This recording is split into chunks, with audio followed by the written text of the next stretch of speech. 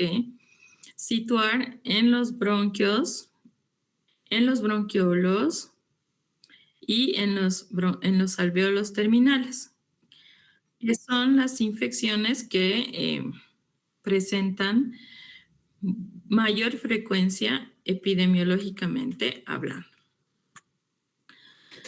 Existen muchas células que revisten los alvéolos que son importantes para el asentamiento de este tipo de enfermedades. Principalmente tenemos los neumocitos, que son los que secretan el surfactante.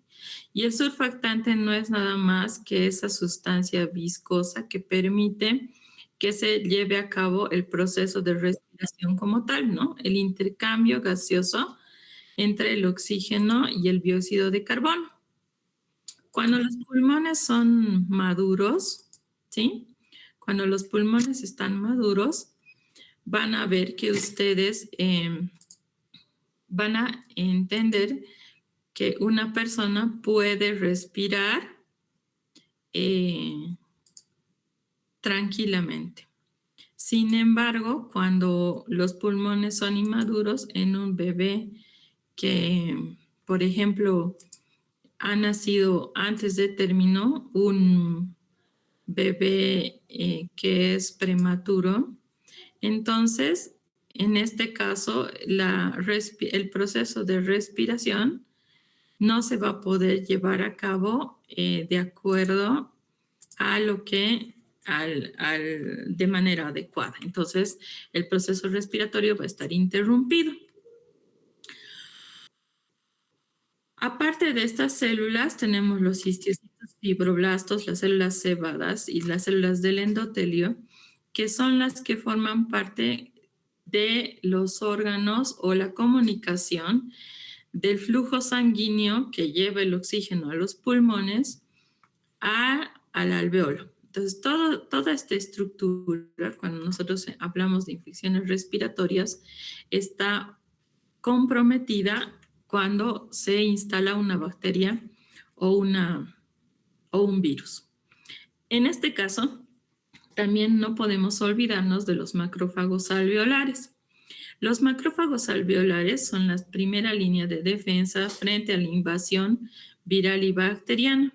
Estas células se dedican a fagocitar todo lo que entra e impiden en primera línea que las bacterias se establezcan en los alvéolos para producir patología.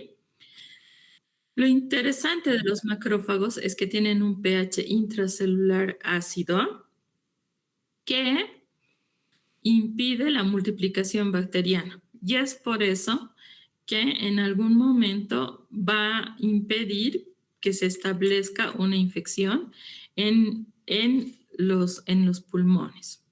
Estos pequeños azules teñidos de azul son los macrófagos. Cuando existe una infección y nosotros hacemos la tinción de la secreción bronquial, vemos a estas células presentes como defensa.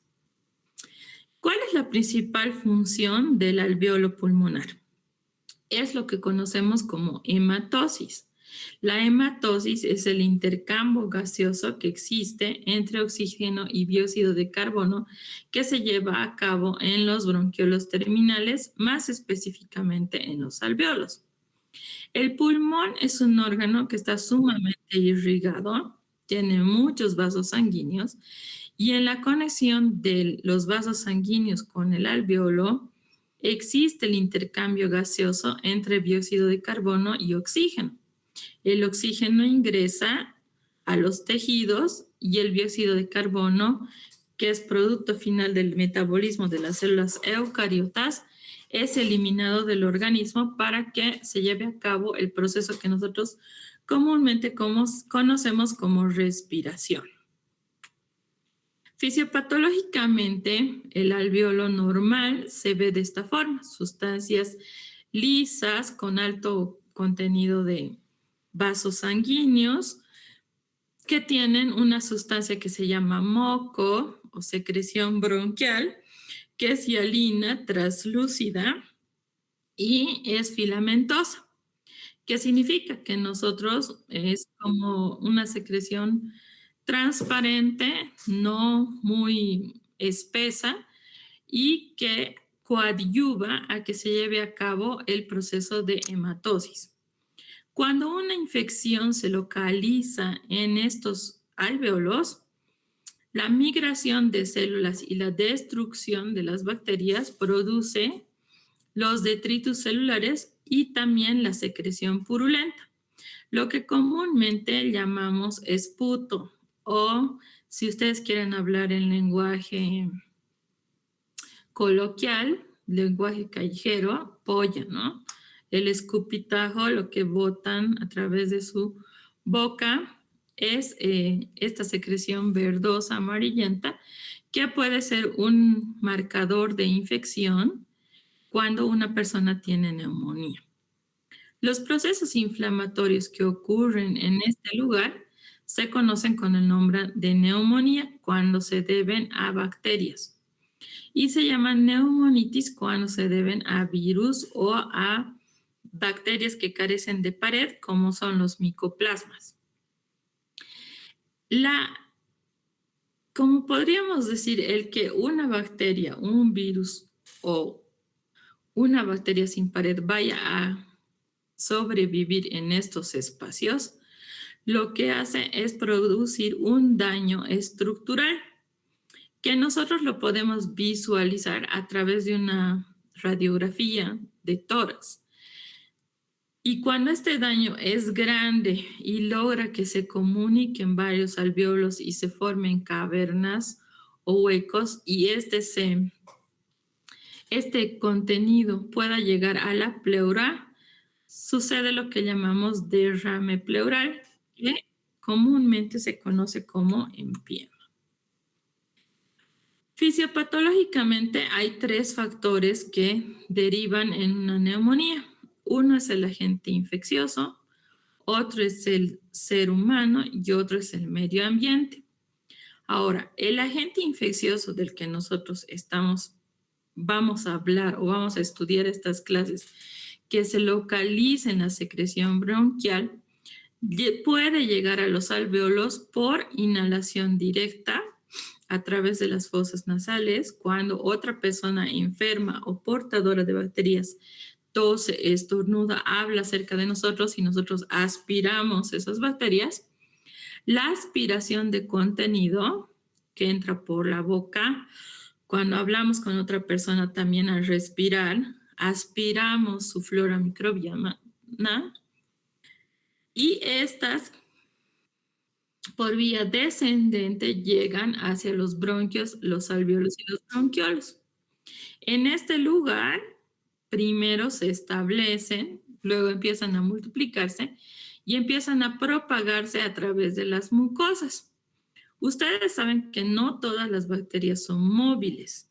Entonces, lo primero que hacen es adherirse al epitelio del tracto respiratorio superior y al empezar a multiplicarse ocupando espacios van migrando a través de la mucosa como piecitos hasta llegar a los alvéolos. Otra forma de contagiar el parénquima pulmonar o llegar a la colonización del mismo es la vía hematógena, que haya bacterias en la sangre que viajan a través de la sangre hacia otro órgano y esas bacterias se localizan en otros órganos y producen la infección de los mismos. Si nosotros hablamos de infecciones del tracto respiratorio inferior, no solamente hablamos de las infecciones localizadas en la mucosa, sino aquellas que se diseminan a los órganos contiguos o a las superficies contiguas. Y podemos clasificarlas en 2 tipos, de la comunidad o intrahospitalarias, o dependiendo dónde se adquieren, o también por la grupo etario. Pero nosotros fácilmente podemos identificar viendo de dónde proviene. Por ejemplo, las infecciones de la comunidad son las que se contagia uno en el lugar donde vive. Y ahí tenemos aquellas que comprometen todo el árbol traqueobronquial, que son la bronquitis aguda, la bronquitis crónica y la bronquiolitis. Las que componen o afectan al parénquima pulmonar ya son las neumonías, que en la antigüedad se llamaban pulmonías, ¿no? Del pulmón, pero actualmente se ve más, se usa más el nombre de neumonía. Y ahí tenemos las neumonías agudas, las neumonías crónicas y las neumonías que se complican con derrame pleural. Y luego tenemos el absceso de pulmón, que es simplemente una colección circunscrita de secreción purulenta en el parénquima pulmonar. La bronquitis es una infección que afecta a los bronquios, que son las ramas primarias de la bifurcación de la tráquea, ¿no? Entonces, en este caso, generalmente se localizan en el tracto respiratorio superior. Cuando nosotros hablamos de bronquitis, tenemos una serie de microorganismos que pueden ser frecuentes en la producción. La bronquitis aguda, tenemos los principales agentes a los virus y después tenemos otros virus y otras bacterias, el CRUP, donde tenemos igual virus y en este caso virus y bacterias. La bronquiolitis al virus sincitial respiratorio y otros virus y otras bacterias. Y las complicaciones de la bronquitis crónica, ahí ya tenemos más agentes bacterianos y menos virales, como el Haemophilus influenza, que es no serotipificable, la moraxela y otros virus respiratorios. La bronquitis generalmente es una enfermedad de los bronquios que se presenta con tos, que viene después de una afección respiratoria superior como la rinitis o la faringitis. Todas estas infecciones que generalmente son producidas por virus tienen casi la misma sintomatología. ¿Cuál es la diferencia entre una bronquitis y un croup? La obstrucción laringea. Y entre un croup y una bronquiolitis es la dificultad respiratoria. Y una bronquitis crónica tenemos menos tos y más fiebre. Pero todos estos agentes ya los han estudiado antes del receso, ¿no? Un principal agente productor de bronquitis aguda es, en este caso, la Bordetella pertussis, que provoca la tosferina. Pero esto lo vamos a pasar porque ya lo han visto. Lo que nos interesa a nosotros en esta clase es la neumonía. ¿Por qué? Porque la neumonía está causada por varios agentes patológicos, sobre todo bacterianos. El 2% de las neumonías infecciosas se complican con un derrame pleural, que no es más que la acumulación de líquido purulento entre las pleuras, que lo que hace es comprimir el pulmón y dificultar la respiración normal. Esta neumonía puede ser intrahospitalaria o extrahospitalaria, puede ser aguda y puede ser crónica. Cuando hablamos de infecciones agudas, nos referimos de aquellas enfermedades que tienen un tiempo de duración menor a 15 días y pueden ser ambulatorias o hospitalarias. ¿Qué significa? Que el paciente se puede contagiar y puede curar su neumonía en su casa o necesita ser internado. El grupo 1 corresponde a las neumonías ambulatorias, el grupo 2 a las neumonías que deben internar a los pacientes. La neumonía aguda es extrahospitalaria cuando contraemos la bacteria fuera del hospital. Y puede ser de dos tipos, típica o atípica.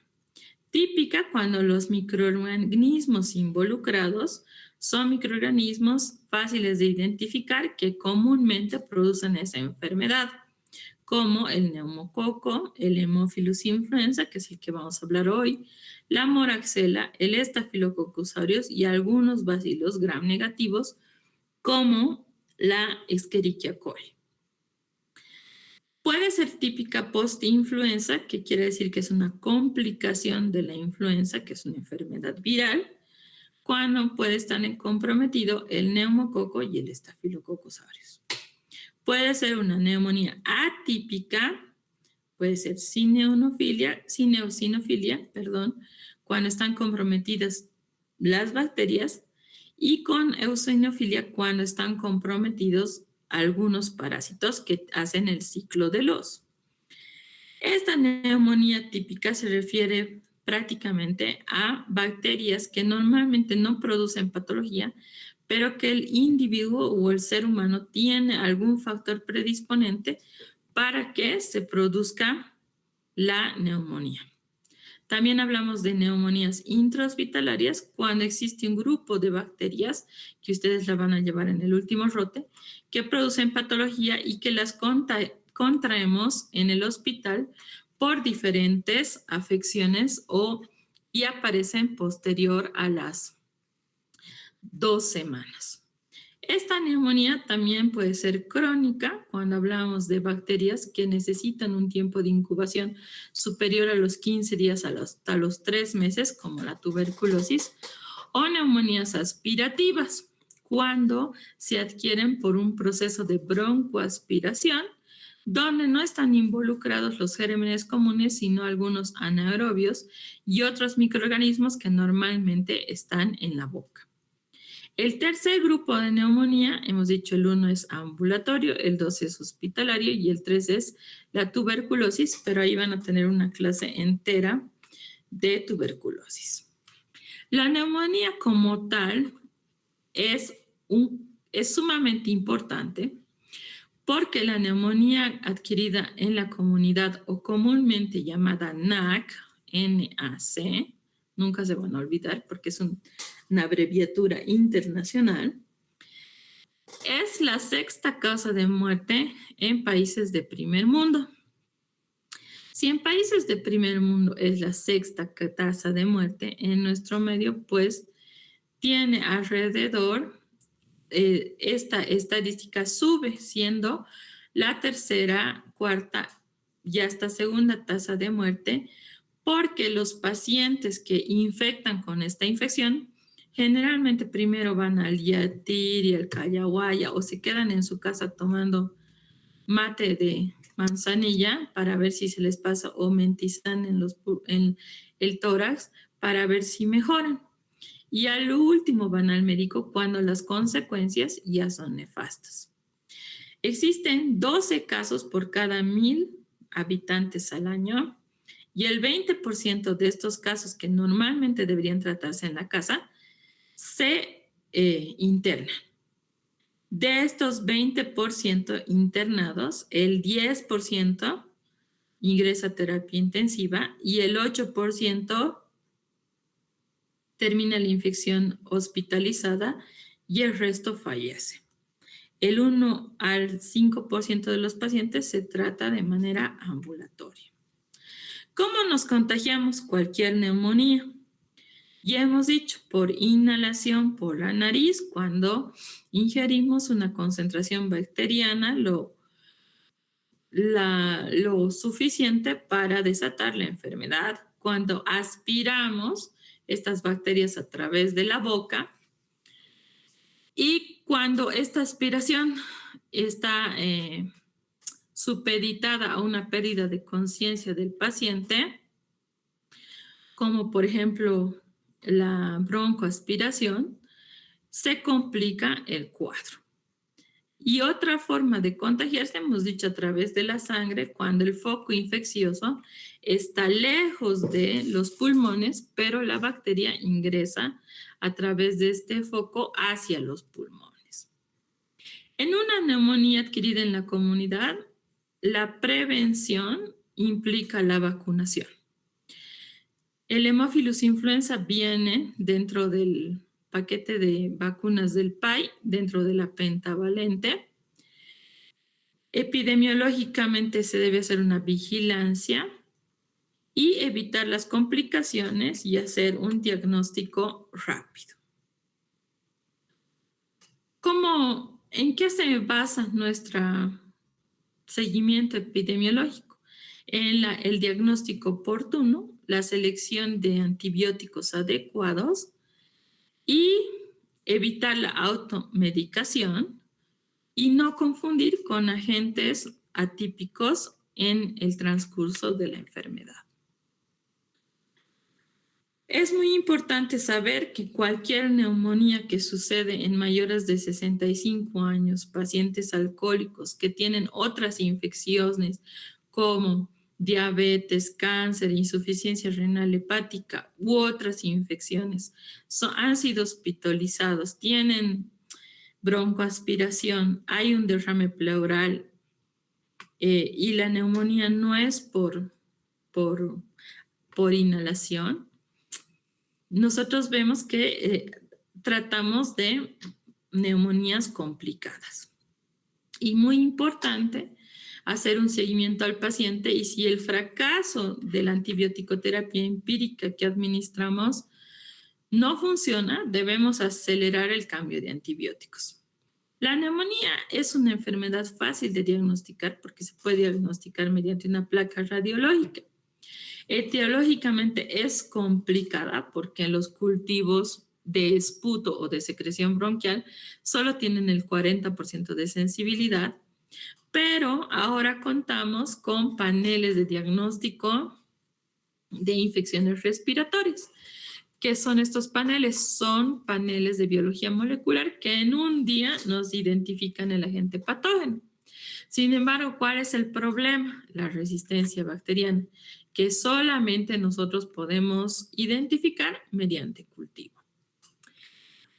Ya les he dicho, el diagnóstico de una neumonía es sumamente fácil. Solamente hay que preguntar bien al paciente el cómo ha sido su enfermedad, cómo ha comenzado, cuánto tiempo va, qué tratamientos caseros ha utilizado. Y en un paciente con neumonía adquirida en la comunidad que está lúcido, no tiene fiebre, el tratamiento es ambulatorio. En un paciente que debe ser internado porque tiene diferentes factores de riesgo, lo clasificamos como grupo 2 y lo internamos. Y un paciente que tiene tuberculosis, dependiendo del tipo de tuberculosis, también puede ser tratado de manera ambulatoria. Un paciente que pertenece al grupo 1, que es una neumonía adquirida en la comunidad que no requiere hospitalización. ¿Por qué no requiere hospitalización? Porque tenemos muchas limitaciones en los estudios etiológicos. O sea, sería muy interesante que al internar al paciente podamos identificar la bacteria como tal que produce la patología. Sin embargo, esto es complicado porque ya les he dicho que el esputo simplemente tiene un 40% de sensibilidad y especificidad. Y actualmente la biología molecular nos ayuda, pero no hay que olvidar que el tracto respiratorio superior es altamente colonizado por bacterias que no son patógenas. Entonces, a veces es un poco difícil diferenciar cuál es el agente etiológico de una infección o de otra. Entonces, solamente de todos los cultivos que hacemos, el 50% llega a un resultado de antibiograma. Sin embargo, no hay que olvidarse que dentro de realizar un buen diagnóstico, el primer paso es tomar una buena muestra. Y muchas veces una buena muestra viene acompañado de una buena expectoración. Y casi el 50% de las personas que tienen neumonía no saben expectorar. Es fácil, ¿no? Si ustedes van caminando por la calle en un día normal, no en un día de paro, aunque ahora por los bloqueos debe haber más, pasan por alrededor de 100 personas y nosotros vemos que la persona que escupe a nuestro lado o escupe a la calle es totalmente normal. Sin embargo, no nos damos cuenta que esa persona con su escupitajo está botando miles de bacterias alrededor nuestro, que nosotros estamos aspirando y que esas bacterias se mantienen viables casi por 3 horas suspendidas en el medio ambiente. Entonces, que 3 horas que nosotros estamos aspirando esa cantidad de bacterias, podemos ser contagiados. Entonces, el escupir no es solamente una acción de, ¿cómo se llama?, urbanidad y buenos modales, sino el escupir también el no escupir es una forma de prevención de infecciones respiratorias. El 25% de las personas que padecen neumonía ya han ido a la farmacia y se han tomado cualquier antibiótico, ya sea penicilina, oxicilina o ciprofloxacina, que es lo más común. Y los microorganismos son un poco difíciles de cultivar porque son exigentes nutricionales. Cuando hablamos de pacientes que tienen neumonía típica, un prototipo de neumonía típica es el neumococo, por ejemplo. El inicio es abrupto, puede a veces tener secreción nasal, dolor de garganta, un poco de fiebre, tos que va desde tos seca hasta tos productiva, dolor pleurítico que se llama, que es el dolor en la fosa, en la espalda al terminar la región lumbar. Y cuando nosotros hacemos una radiografía vemos que la lesión se encuentra localizada. Cuando hablamos de neumonía atípica, como el Mycoplasma pneumoniae, por ejemplo, empieza despacio, dura muchos meses la incubación, no tiene fiebre el paciente, no hay tos, pero cuando aparece la sintomatología a veces ya es muy difícil de tratar y cuando sacamos una radiografía casi todo el parénquima pulmonar está ocupado. Es así que nosotros debemos observar en una radiografía los diferentes patrones radiológicos. Un patrón de condensación, que es como nubecita alrededor en todo el parénquima. Tenemos bacterias como Pneumococcus, Haemophilus legionella. Un patrón intersticial que se ve como panal de abejas, es ya más como los virus. Y la cavitación, que son como círculos en el parénquima pulmonar, ya vemos a la tuberculosis como agente etiológico. Cuando hablamos de neumonías típicas, no se debe realizar estudios microbiológicos. El cultivo de esputo está sobrevalorado. El tratamiento simplemente debe basarse en la vigilancia epidemiológica. Y en pacientes internados, ahí sí podemos no utilizar el esputo, sino más que todo el hemocultivo, y podemos hacer o obtener muestras por cepillado endotraqueal, lavado bronquial alveolar o biopsia de pulmón o cepillado endotraqueal para obtener los microorganismos con mayor certeza. En pacientes en terapia intensiva podemos aprovechar el estado crítico del paciente y hacer, gracias a la endoscopia transtraqueal, observar por una broncoscopía y hacer un aspirado por lavado de los alveolos y los bronquios, ¿no? Entonces, introducimos el fibrobroncoscopio a los pulmones y a paralelo una manguerita. Insuflamos solución fisiológica y luego aspiramos esa secreción y esta es nuestra muestra. Con seguridad que si hay bacterias y hay desarrollo, esa va a ser el causante de la patología pulmonar. En pacientes que esté indicado este tipo de toma de muestras, en pacientes que tienen neumonía y son inmunocomprometidos, pacientes que tienen cáncer o cuerpos extraños, pacientes que están intubados, pacientes que tienen neumonía crónica, cuando hay tuberculosis y no hay esputo, o en pacientes a que no responden al tratamiento empírico. Entonces, introducimos el fibrobroncoscopio al tracto respiratorio superior y ahí podemos observar las lesiones, hacer un lavado y aspirar para observar qué microorganismos son los causantes de patología. Sin embargo, si ustedes ven, el fibrobroncoscopio llega hasta cierto lugar y después tenemos que introducir los cepillos y las mangueras de aspiración de manera muy lenta para que podamos obtener. Pero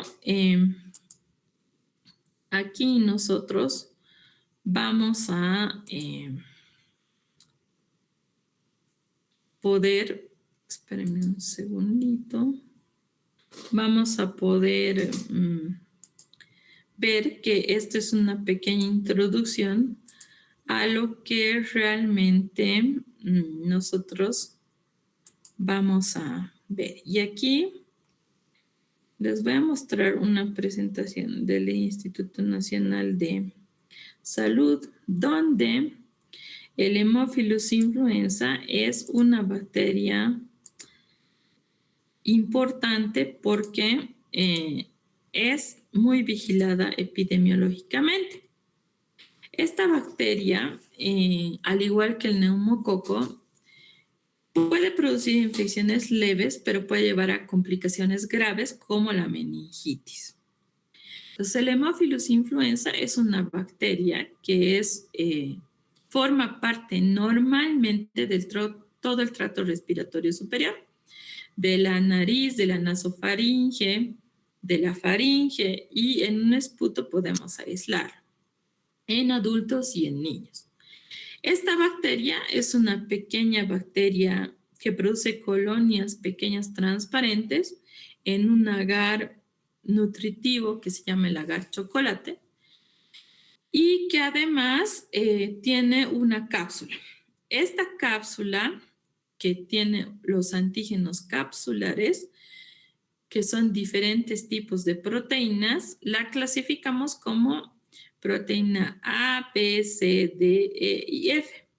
Y dependiendo del serotipo capsulado que aislemos, este va a ser más patógeno o menos patógeno. El más patógeno y el más problemático de tratar es el Haemophilus influenza de tipo B. Este Haemophilus influenza de tipo B nosotros lo prevenimos con la administración de la vacuna pentavalente cuando vacunamos tétanos, coqueluche, Haemophilus influenza de tipo B, difteria y hepatitis B. Es una vacuna que se coloca a los 2, 4, 6 meses, un refuerzo al año, año y medio, y se debería colocar otro refuerzo a los 5 años. En algunos países colocan después un refuerzo cada 10 años porque la complicación más grave que produce es la meningitis. Y el más complicado es el Haemophilus influenza de tipo B.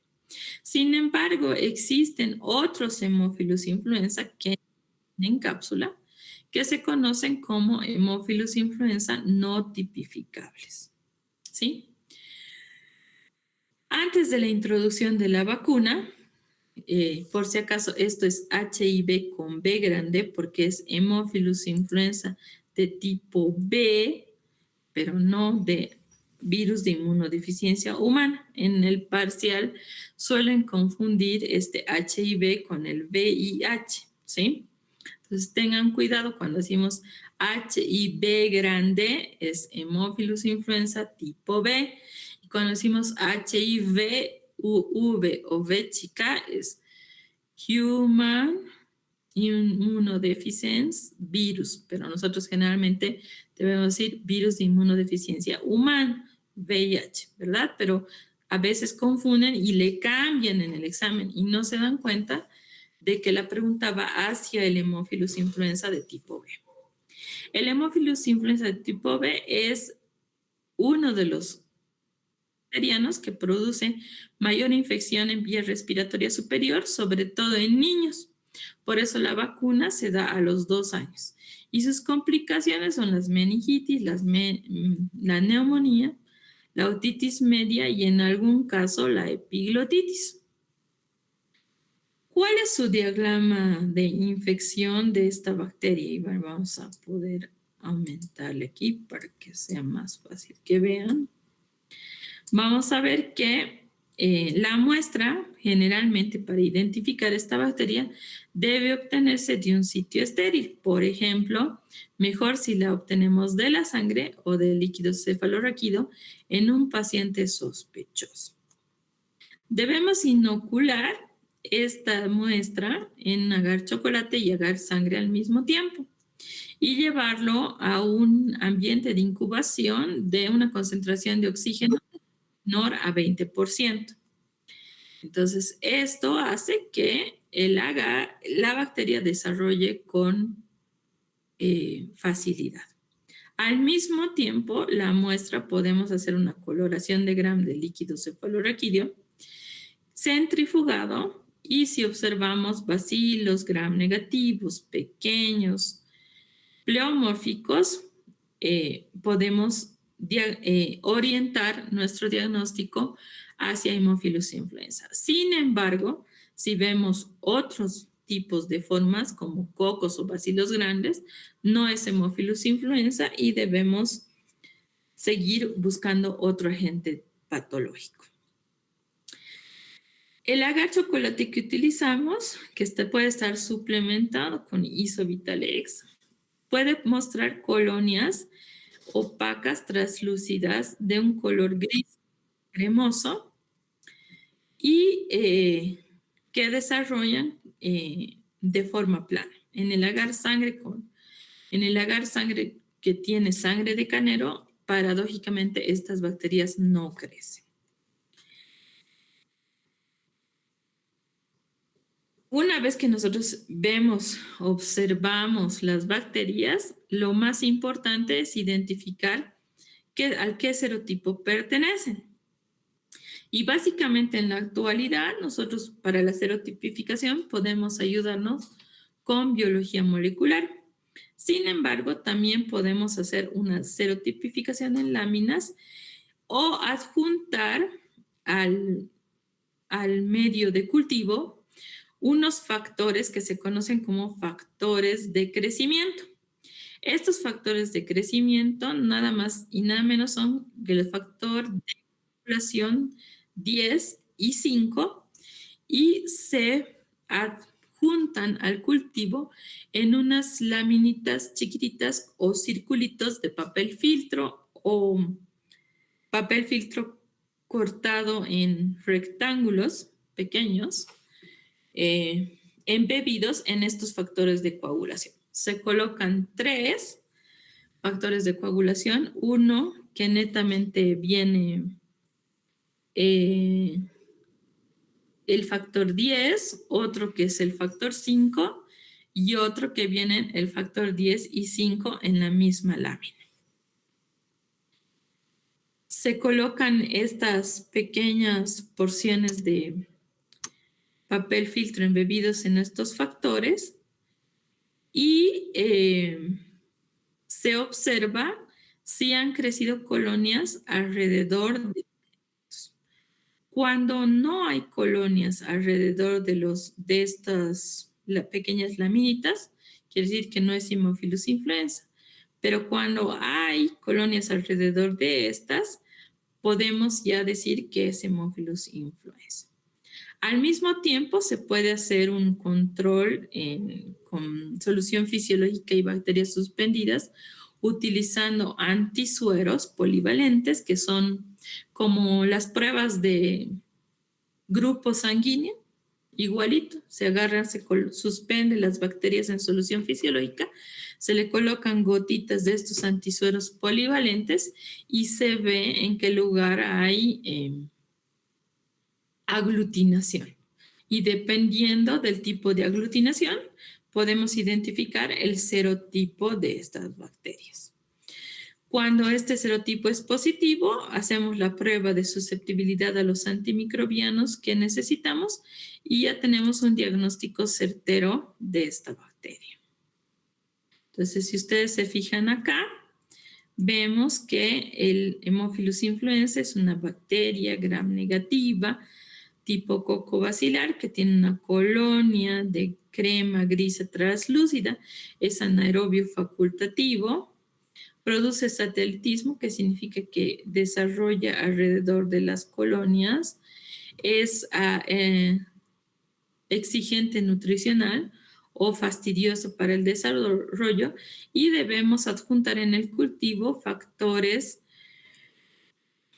de estimulación de crecimiento, como el factor 10, que es la hemina, y la nicotina adenina dinucleótido o el NAD, que es el factor 5, utilizando un agar chocolate suplementado con Isobitalex.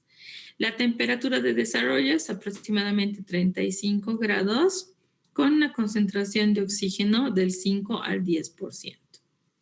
Una vez que tenemos estas bacterias, hacemos la prueba de oxidasa.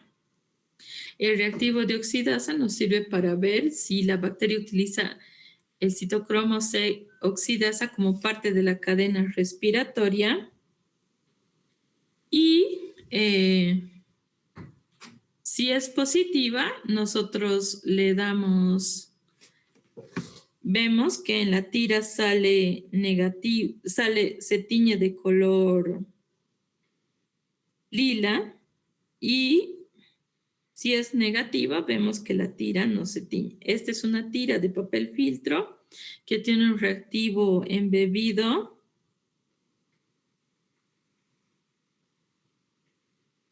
y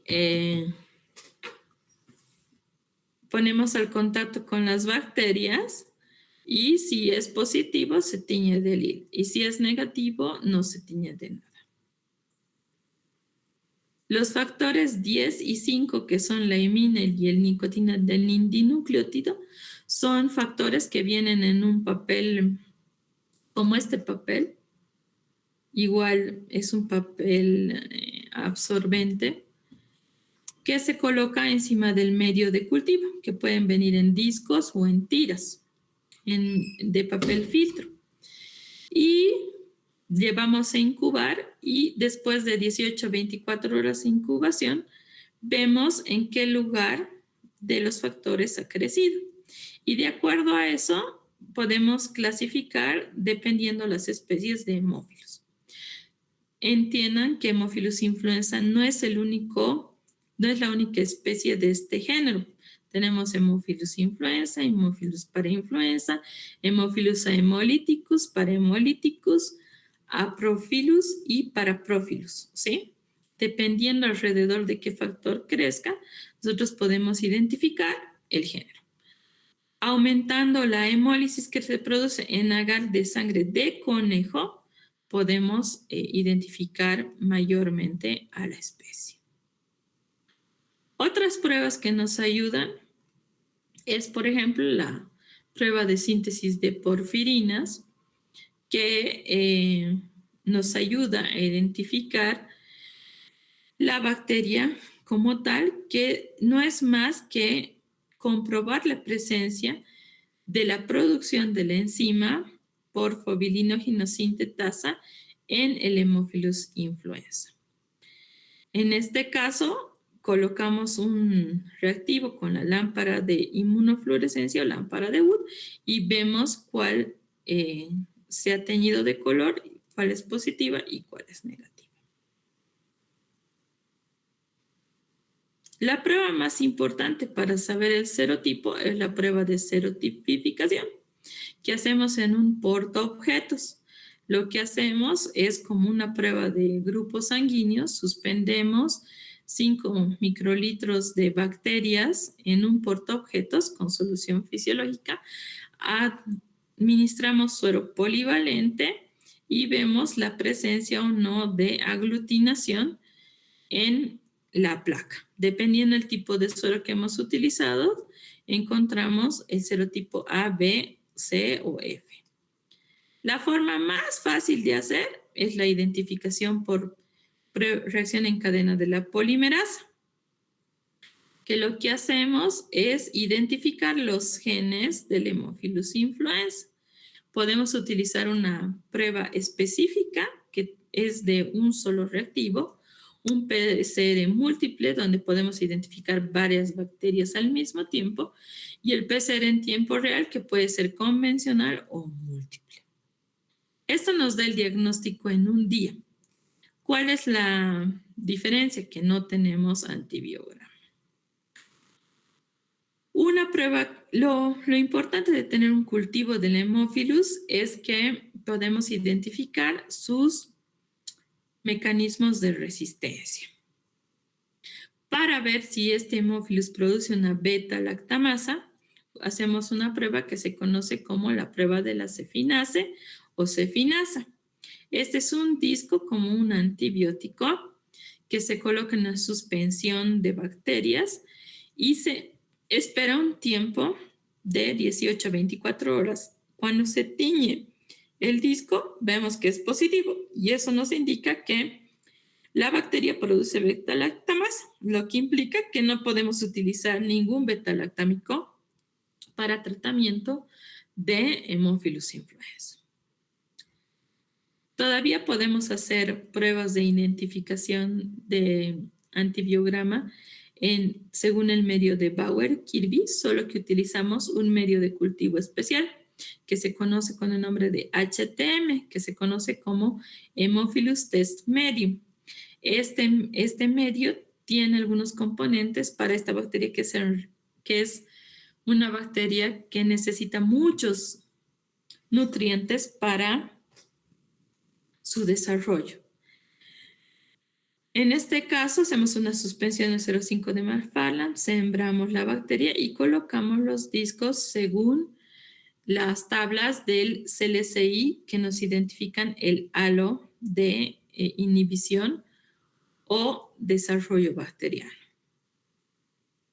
En este caso, ustedes ven aquí las bacterias en la placa. Estos discos tienen antibiótico impregnado y esta parte donde no hay crecimiento nos podría indicar que este antibiótico puede utilizarse para la bacteria. Este diámetro se compara con unas tablas y vemos si la bacteria es sensible o resistente.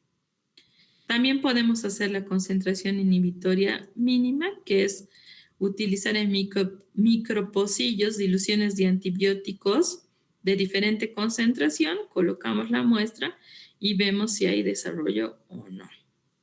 Para eso nosotros tenemos las normas del CLCI que salen cada año, que nos muestran los puntos de corte de la bacteria a los diferentes antibióticos. ¿Cuál es la forma de prevención del Haemophilus influenza? La vacuna, ¿sí? Ya hemos dicho, la vacuna pentavalente es la que nos ayuda a prevenir una infección por esta bacteria. ¿Y para qué nos vacunamos? No solamente para no infectarnos, sino también para evitar la peor complicación, que es la meningitis. Porque la meningitis bacteriana tiene como consecuencia sordera, ceguera, parálisis cerebral infantil y en el caso de los adultos mayores puede llegar a la muerte. Muy bien, han debido ver, bueno, se ha subido la publicación de las teóricas. El día miércoles no hay clases porque hay asueto a los docentes. Esperemos que todo se solucione. Sin embargo, el día lunes ya tendrían su siguiente clase, que es, creo que con el doctor Trigoso, y él de igual manera va a mandar el link para que puedan conectarse o si se soluciona la situación un poco, ya volver a la presencialidad. En cuanto a prácticas, cuando volvamos todo va a ser recalendarizado y vamos a poder pasar las prácticas porque tenemos tiempo para hacerlo, para poder concluir con el programa. Así que el día lunes ya nos vemos con el doctor Trigoso y dime, Adriana Macías. Cualquier cosa, Adriana. Una disculpa, doctora. ¿Qué ha pasado? No, levanté mi manito por error, doctora. Una disculpa. Ah, ya, perfecto. Entonces nos vemos pronto, si todo sale bien. Si no, por la pantalla. Pero cualquier cosa con su representante. También la revisión del examen, la presentación de justificativos se va a realizar, se va a reprogramar. Así que no hay problema por aquí. ¿Sí? Muy bien. Nos vemos en la siguiente clase. Hasta luego. Hasta luego, doctora. Hasta luego, doctora. Hasta luego.